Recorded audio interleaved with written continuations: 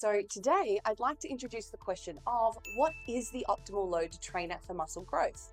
Is it low or is it high? And are the acute changes of hormones resulting from high load training an important variable for muscle growth? So in this next study by Morton and colleagues from 2016, the authors concluded that neither the training load or systemic hormonal change determined the resistance-trained mediated hypertrophy outcomes, nor did it determine the strength gained in the resistance-trained young men. So in this study, 49 resistance-trained men performed 12 weeks of a whole-body resistance training program, 4 days per week.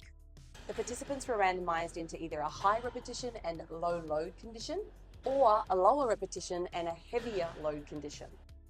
The high repetition group lifted loads of around 30 to 50% of their 1 rep max for 20 to 25 reps per set, whereas the low repetition group lifted at 75% to 90% of their 1 rep max for slightly lower rep ranges of 8 to 12 reps per set.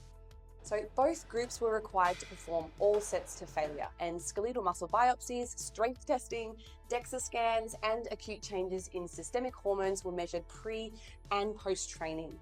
So the results found that both groups showed similar increases in muscle cross-sectional area for both type 1 and type 2 muscle fibers, with no significant differences between the groups. There were also no significant correlations between the rise in those anabolic hormones post-exercise and the changes in strength and hypertrophy. Participants in both groups saw strength increases in the leg press, the knee extension, the shoulder press, and with no significant differences between both groups. The only exception was the 1 rep max bench press, which increased more in the low rep group compared to the high rep group. Now, another study by West and colleagues from 2009 further explored the relationship between increases in these systemic hormones and muscle growth. Now, the paper was titled "Resistance Exercise-Induced Increases in Anabolic Hormones Do Not Enhance Muscle Protein Synthesis or Intracellular Signaling in Young Men." This study found that despite the increases in anabolic hormones post-resistance training, the rate of muscle protein synthesis wasn't different between groups.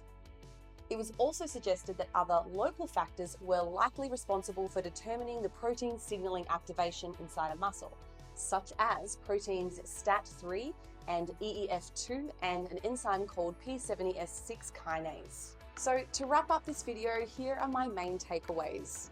So although training at higher loads for fewer reps may produce larger elevations in systemic hormones such as testosterone, growth hormone, and IGF-1, these elevations do not directly lead to increases in muscle size. Now, there are benefits to training at both high loads for fewer reps and lower loads for more repetitions, particularly when it comes to muscle growth. Now, I believe it may be perhaps more beneficial to train using a spectrum of rep ranges and loads, and this is to elicit the changes in a specific muscle fiber type, such as high loads for type 2 muscle fibers and low loads for type 1 muscle fibers. Thank you so much for watching, guys, and if you've liked this video, don't forget to give it a like and share it with your friends. And if you'd like to see more videos like this, you can subscribe to my YouTube channel or follow me along on Instagram. Thankfully, I've kept it nice and simple for you. It's the same handle on both platforms, which is Holly T. Baxter. I'll see you next time, guys.